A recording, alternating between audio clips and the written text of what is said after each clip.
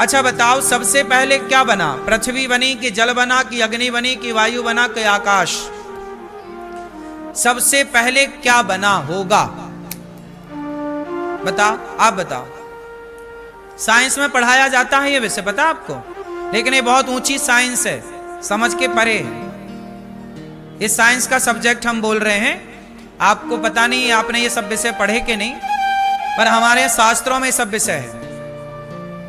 हमें अलग से साइंस पढ़ने की जरूरत नहीं है, क्योंकि हमारे वेद ही विज्ञान हैं। चलो बताओ, 5 तत्व होते हैं? बोलो हाँ। पहला तत्व क्या है? इस धरती में पहला तत्व क्या बना होगा? पहले पृथ्वी बनी होगी कि आकाश बना होगा कि जल बना होगा कि अग्नि बनी होगी कि वायु बनी होगी? चलो बताओ, फास्ट लगाओ खोपड़ी अपनी अपनी। पहले क्या बना है? अग्नि, पृथ्वी। ये कह रहे हैं पहले पृथ्वी। वायुमंडल आप कह रहे हैं, आप आकाश। क्या बना है? आकाश। क्या बना है? आकाश। क्या बना पहले? आकाश। जो आकाश कह रहे हैं वो सही कह रहे हैं। पहले क्या बना? चलो अब दूसरे पे आओ।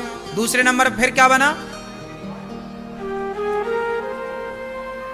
पहले आकाश बना, फिर क्या बना होगा? आप बता रहे हैं वायु। आप क्या बता रहे हैं? हाँ? वायु। वायु सही है। पहले आकाश, इसलिए वायु ऊपर ज्यादा होती है आकाश में। देखा, जितना ऊपर चढ़ोगे उतनी हवा मिलेगी। बोलो हाँ। अभी इसका मैं साइंटिफिक बताऊंगा आपको, साइंस की तरह से प्रूफ करके बताऊंगे सब चीजें। अभी पहले रफ रफ सुन लो, फिर मोहर लगाते हैं। अभी पहले आकाश बना, फिर वायु। तीसरे नंबर पर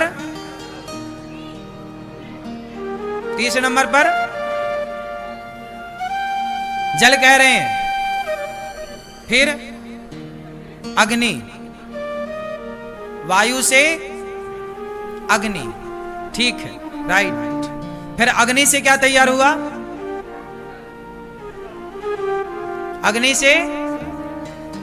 अग्नि से जल। अभी मैं इसको प्रूव करूंगा तब खोपड़ी में आएगा आपकी, अभी नहीं आएगा। जल, फिर जल से बनी पृथ्वी। बिल्कुल राइट। अब आते हैं इसको साइंटिफिक समझने के लिए।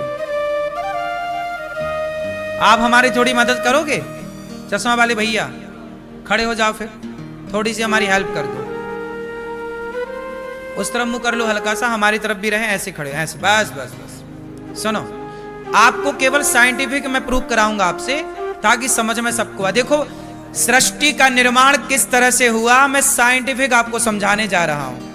ये हमारे भैया कहां खड़े हैं? आकाश में।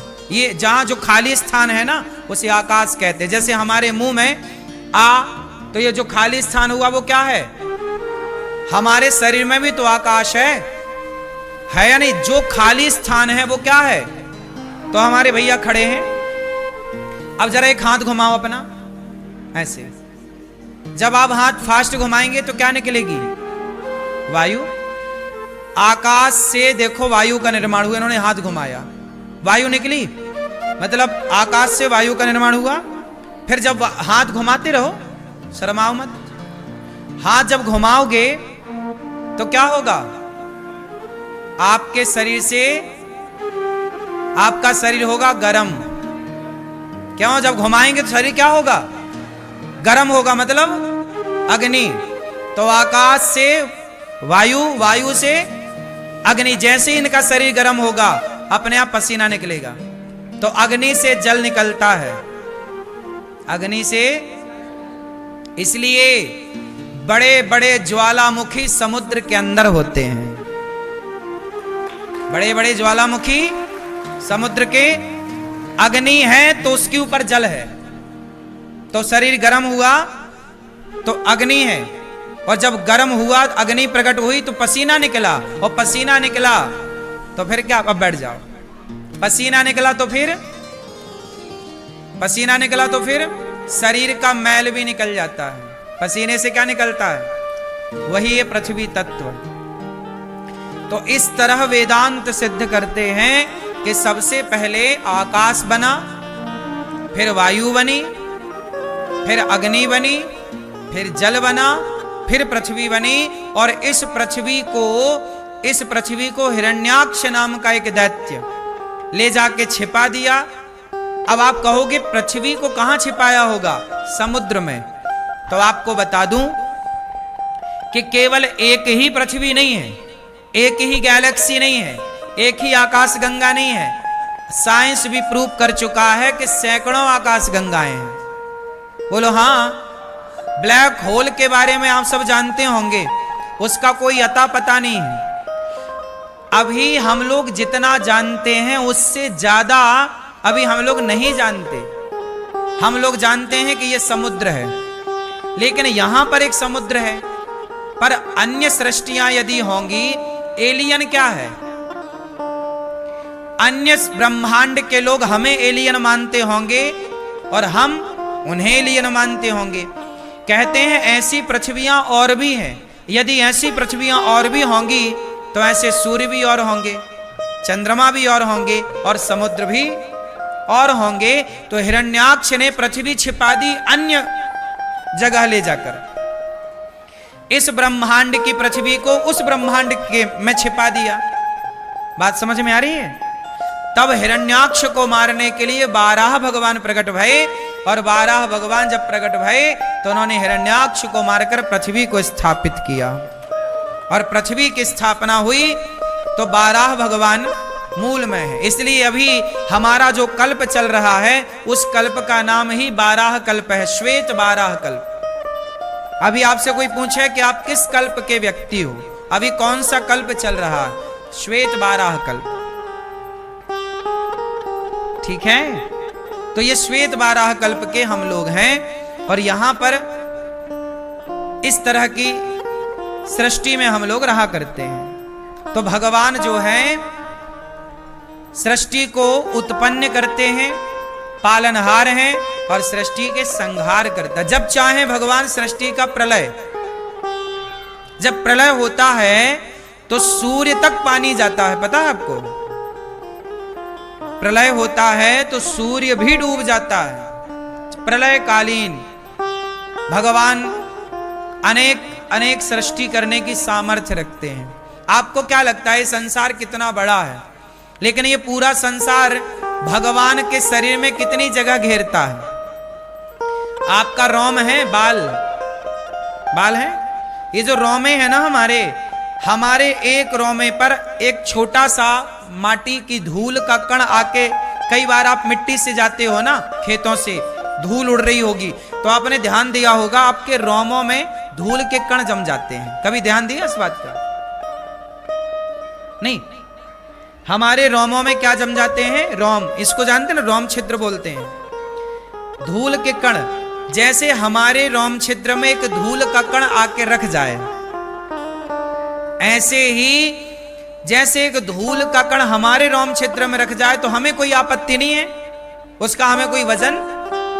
उसी तरह भगवान के शरीर में जो रोम है, एक रोम में ऐसी कई कई पृथ्वियां लटक रही हैं। ये हम नहीं कह रहे, शास्त्र, वेद, पुराण, रामचरितमानस में क्या लिखा है जरा गाओ। अरे भैया अच्छे से बजाओ। ब्रह्मांड निकाया निर्मित माया, रोम रोम प्रतिवेद कहें। क्या लिखा है? ब्रह्मांड निकाया निर्मित माया, रोम रोम। रोम समझते हैं? ये रोम रोम रोम प्रतिवेद कहें।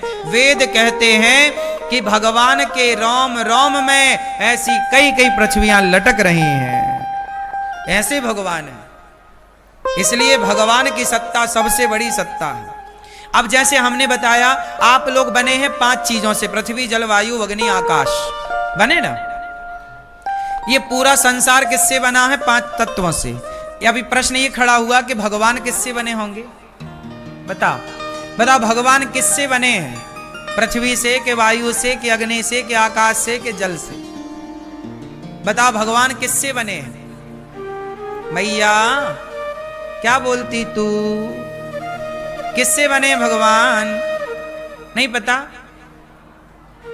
भगवान त्रिसर्गो मृषा, भगवान में ना सत्व गुण, ना रजोगुण, ना तमोगुण, भगवान दिव्य गुणों से बनते हैं। पांचों तत्व को भगवान प्रकट करते हैं। भगवान इन 5 तत्वों से परे हैं, अलग है, एक दिव्य गुणों से परिपूर्ण है भगवान।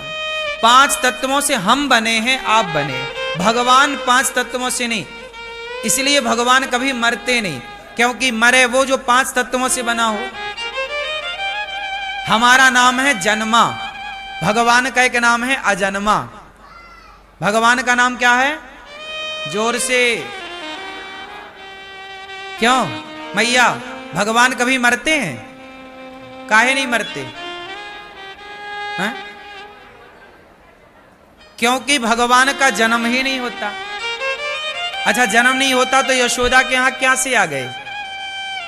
जन्म नहीं होता तो दशरथ जी के यहां कैसे आ गए? बताओ, जन्म नहीं होता भैया बताओ, तो दशरथ जी के यहां राम बन के कैसे आए हैं? क्या? हाँ, भगवान का जन्म नहीं होता, भगवान प्रकट होते हैं। क्या होते हैं? प्रकट। भय प्रकट कृपाला दीन दयाला कौशल्याहित कारी हर्षित महतारी मुनि मनहारी। तो भगवान जन्म नहीं लेते, भगवान प्रकट। मतलब हम हैं जन्मा, तो जो जन्म लेगा वो मरेगा। अब भगवान जन्म ही नहीं लिए तो उनका नाम है अजन्मा, वो प्रकट होते हैं। जैसे रोज सवेरे सूर्य भगवान प्रकट हो जाते हैं।